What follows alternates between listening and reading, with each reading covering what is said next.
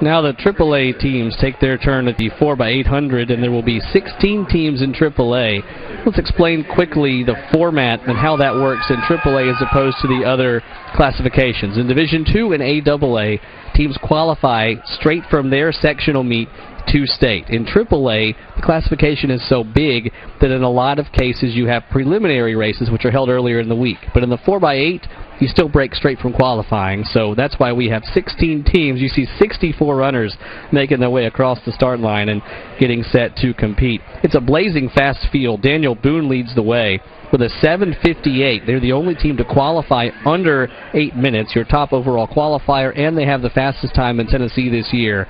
But at the state meet, again, that's all out the window. Yeah, and you're going to see a staggered start with so many athletes on the track right now. And there's going to be some strategy involved. I mean, this is a huge field, 16 teams being represented. It's going to be some strategy involved with that. The second best team in the state coming in, the Bearden Bulldogs in lane, well, they're all in the same lane, so we won't say which lane. Brentwood High School also in the meet. They were 7th a year ago. They're your Sectional 3 champion. McGavock High School, the Raiders racing in this one as well as your 4th overall qualifier. Finishing 4th a year ago was Centennial. They're in the race, as well as the defending champion, Independence. The Independence Eagles last year had all seniors on that champion 4x800 team. Still, though, Independence able to qualify 4th in Middle Tennessee. The Hawks of Hardin Valley in the race as well, as are the Warriors of Memphis Central, who were 3rd a year ago in this event. Dobbins-Bennett was 4th in East Tennessee, but still qualified in the top 10 overall with an 8:14. Germantown High School, Kirby, and Houston all represent the Memphis area. Houston, one of those teams vying for a team state championship. They have 11 entries in finals. That's as much as anybody else in the field. So Houston, Joey, is a team to watch here in the state competition. Yeah, we're going to see them a lot tonight. I'm looking forward to seeing what they can do as a team. You can recognize Houston by the H on the front of the jersey, and they also have some trim on the back of their jersey. So that's how you can recognize Houston, whether they're running towards you or away from you. And in a lot of cases tonight, Houston's going to be running away from everybody else. Also in the field, the Blue Raiders of Cleveland. They have 4 entries in field events, but this is their only track finalist of the evening. Oakland High School, the team that had the lead coming out of the field events. The Patriots looking to pick up some points here. They're seated 14th in this race, followed by their Murfreesboro counterparts, the Blaze of Blackman and the Siegel Stars. Siegel was 15th a year ago. So this race sets up interestingly. You have a defending champion who ran all seniors last year, so you never know what they're going to be capable of. You have, let's count them here, 7 teams below 8 minutes and 10 seconds in qualifying. Just a blazing fast field. It is, and anytime you're under 8 seconds qualifying, you know you're moving and you have some talent on your team. So I'm looking forward to see Daniel Boone, seeing what they can do in this track meet tonight. The Trailblazers are blazing fast. Daniel Boone, named after the legendary Pioneer. They're located up in northeast Tennessee, in Gray, Tennessee. Any favorite mascots today? Oh, let's see.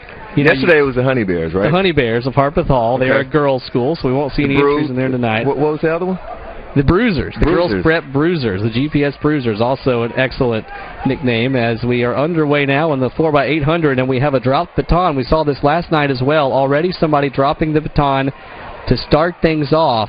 Boy, you can't have that. Yeah, once again, it's not fatal, but it just puts you in a tough position because now you're in catch-up mode, and everybody on your team is going to be in catch-up mode. Very tough spot, and you know he will do everything he can to catch up to the rest of the pack. In fact, he's already doing that, but you hate to see that from the young man. Memphis Central off to a good start here. Yeah, when you're in the catch-up mode, you exert so much energy to get to that position, and you wonder if he's going to have anything left in the tank after that, in the last lap. We saw Science Hill drop the baton last night in this event. They came back and took 6th, but it took a long time to climb back into the race. Memphis Central, Bearden, and Brentwood High School, followed by Hardin Valley, lead things at the first lap, and a fast first lap, 59 seconds. But you know what? I guess Daniel Boone ran a 7:58 coming in, so that's about their pace.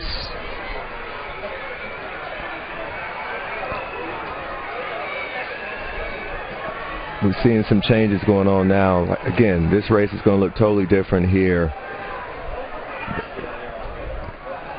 Well, especially for that first runner, it has to be hard to kind of rein in that adrenaline when the crowd is cheering and you're the first runner and you're in the big clump. It has to be hard to be smart and pace yourself effectively. Yeah, that's where experience comes in. We have some younger guys running this race, but these guys have run this race in many track meets. They run it in practice, obviously, as well. So they know their body. Just wonder if the nerves are going to take over as far as being in such a high-profile event tonight. As we approach the first handoff, Hardin Valley leads Brentwood. Independence in third, but a very close race. Hardin Valley qualified with an 8:09. They were 11th a year ago. And Brentwood High School, the best team in the third region sectional, they were 7th last year.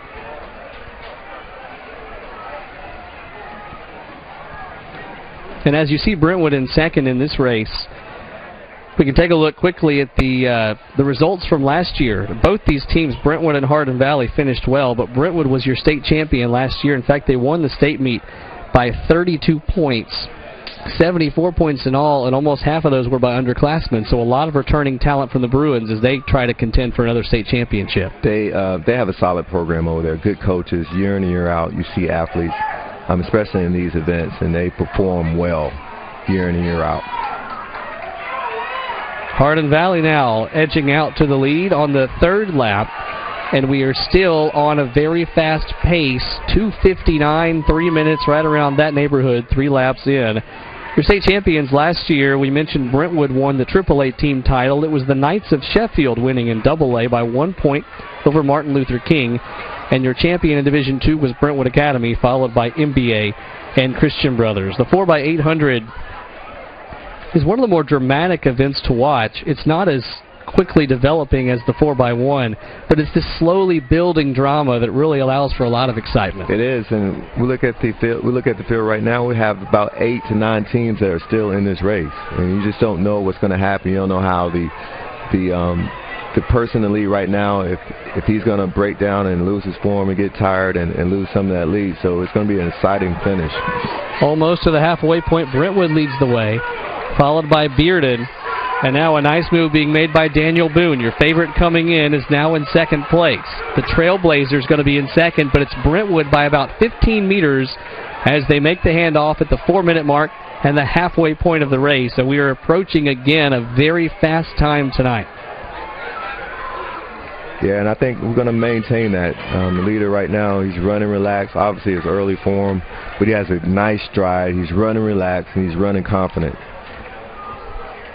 We mentioned that this race is a test of a team's depth, and Brentwood certainly has that in the distance events. Later on in the 1600, you'll see 3 Brentwood Bruins among the field of 16. Alec and Aaron Thomas, twin brothers, and Coleman Churich as well. They also have another guy, Taylor Caldwell, who ran the 3200. So Brentwood High School, one of those teams you talk about when you talk about a team with a lot of depth. And you can see they are showing that off right now as Brentwood leads by about 30 meters, maybe more. Very smooth stride. Nice stride for him. 5 laps in, and the rest of the field has some work to do, but lots of time to do it. But when you're behind, you exert so much energy to try to close down that lead, and once the tub is empty, it's hard to refill it. In the middle of a race. So. There's a lot of energy being exerted to try to catch up, and hopefully they can maintain that and give themselves a chance at the end. Daniel Boone is making its move. The Trailblazers, we knew there was a reason that they went sub-8 earlier this year and were seeded first, and they're starting to show it as the Brentwood lead is waning just a little bit. And not only Daniel Boone, but the rest of the field starting to catch up to Brentwood and setting up for a very interesting anchored leg. Well, you wonder if he's even aware of what's going on right now, because it looks like he's in his own zone. He's running his own race, but that lead has evaporated. We talked about not celebrating too early and being too comfortable in your race.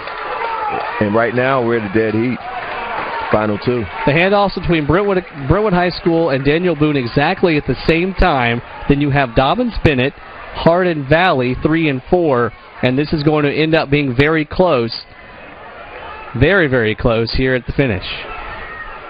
Then you wonder if you want to be the leader. I mean, some guys want to be the leader, and some guys want to be be in that second place position, so you know what you need to do on your final lap. Obviously, these guys have run this race so many times that they know their body and know what they're capable of doing. But again, these nerves might get the best of you, and you do something abnormal from what you've done in the past.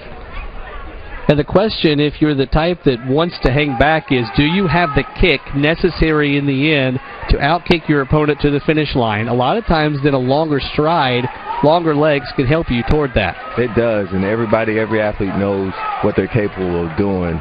And you got to keep a 5 to 8 meter lag time behind, because the person in front of you might have that same kick as well. And so you want to stay in striking distance so you can, those last 30, 40 meters, you can have a chance. With 250 meters to go, it is a 3-team race. Daniel Boone and Brentwood in a dead heat with Dobyns Bennett. And the final 200 meters will tell the story of what ends up happening. Daniel Boone now the favorite, starting to make a move. Brentwood is your 3 seed, and Dobyns Bennett 4th in East Tennessee.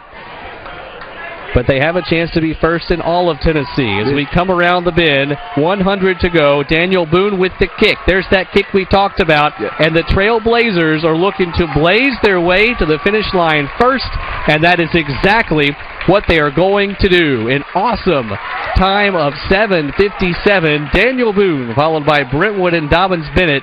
Boone, your state champion. Great ankle leg, great ankle leg. And you can tell you know the reason why he's that 4th guy, because he had the extra kick at the end to propel them to win. Bearden, Independence, and McGavock 4th, 5th, and 6th. But it is Daniel Boone High School, the Trailblazers, blazing their way to victory. Still have some teams competing now for spots. Again, these points are important, and especially if you're competing for these team titles. These, the 4th, 5th, 6th place finish, they're very important for your team. They're very big indeed. And, one thing, Brentwood High School certainly with a great finish in 2nd place, but they may be kicking themselves for not being able to win it because every point matters in this race. They're looking to defend their title, and it's going to be a tough task against the likes of Houston, Centennial, and some other teams that have their eyes on state championships. And that is the end of the AAA 4x800 race. Let's take a look now at your final results.